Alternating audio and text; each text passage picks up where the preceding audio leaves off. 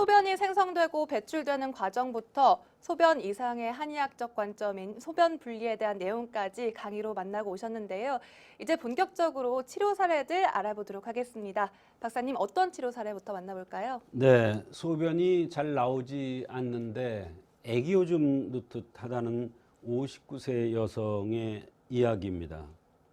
이분의 경우는 선천적으로 방광에 약점이 있는 형상이었으며 좌수 제2지, 그러니까 두 번째 손가락에 이상이 있는 것을 발견하고 이것을 보완해주는 약을 투여했더니 소변 이상이 좋아졌던 경우가 있습니다. 선천적으로 방광이 나쁜 체질은 어떻게 알아볼 수 있는 건가요?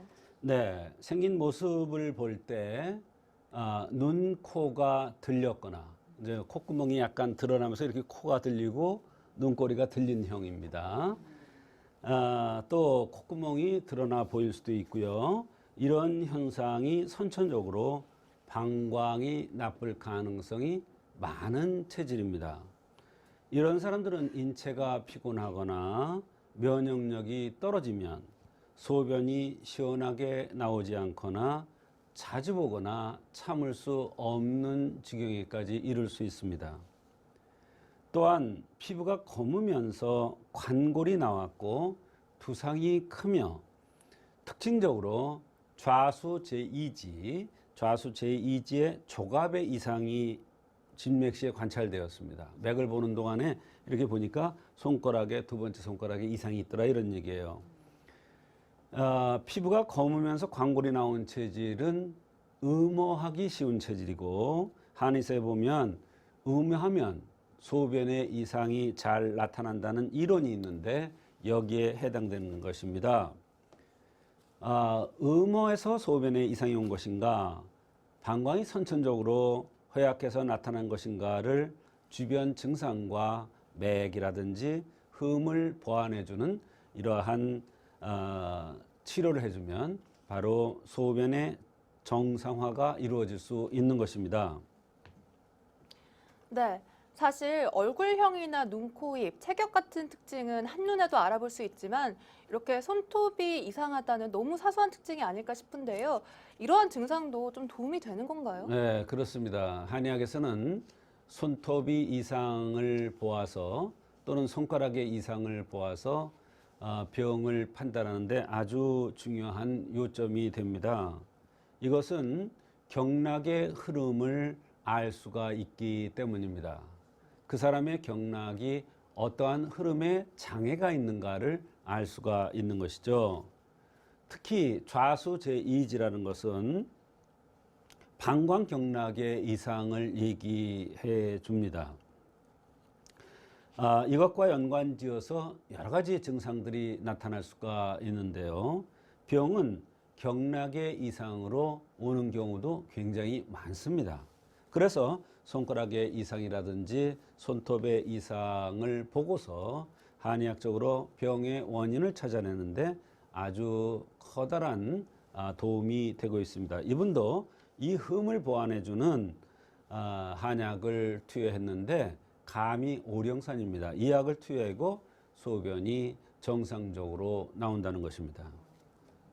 네. 박사님께서 환자를 보고 파악한 증상들을 쭉 말씀해 주셨는데요. 그렇다면 환자 본인이 직접 말한 증상들은 어떤 것들이 있었나요? 네, 소변이 잘 안 나오는데 애기오줌처럼 나오는 것이 몇 개월 됐는데 얼마 전서부터는 아주 소변이 안 나와서 응급실까지 갔다고 했습니다. 아랫배에 소변이 항상 담겨 있는 듯한 느낌, 덜른 듯한 느낌이 있으면서 항상 소변이 마려운 것 같기도 하고 소변을 보고 싶어서 화장실에 가도 한참 기다려야 소변이 아기오줌처럼 조금씩 나온다는 것입니다. 소변 때문에 그런지는 모르지만 가슴이 터질 것 같은 불편함이 있고 살갗이 따가워서 긁으면 국수 같은 이런 것들이 일어난다고 했습니다. 네. 화장실에 다녀오면 금세 소변이 마렵고 막상 화장실에 가면 소변이 나오지 않는 경험들 정말 많이들 공감하실 것 같은데요.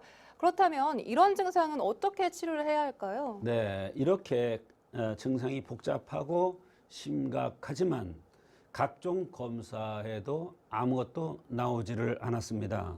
그래서 생긴 모습에 따른 흠을 보완하는 것이 가장 틀림없는 치료법이 될 수가 있는 것입니다. 이렇게 복잡한 증상들이 많이 있는 경우에도 검사를 하면 원인이 나오지 않습니다. 그러나 한의학적으로 생긴 모습을 볼 때 흠을 찾아서 흠을 보완해 주는 방법을 취하는 것이 병을 치료하는 데 가장 좋은 방법이 될 수가 있습니다.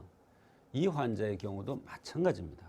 콧구멍이 드러나 보이고 눈코가 들렸으며 좌수 제2지가 이상이 있는 흠이 발견되었으므로 방광경락을 원활하게 하기 위해서 감이오령산이라는 약을 투여했는데 결과가 좋아서 소변의 불편함이 사라졌던 것입니다. 한제를 복용 후 소변이 안 나와서 가슴이 터질 것 같은 증상은 없어졌으며 아직 소변이 잘 안 나와서 그래도 한참 기다려야 한다는 것입니다. 두제째를 복용 후부터는 애기 오줌 나오듯 한 것이 없어졌고 총 4제를 복용한 뒤에 모든 증상들이 좋아졌습니다.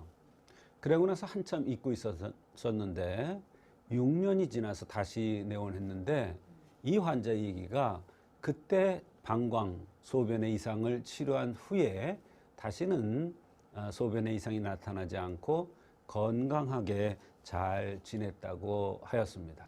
피부가 가려워서 긁으면 국수같이 일어난다라는 표현을 쓰기도 하는데요. 그렇다면 이것도 피부병 중 하나인가요, 박사님?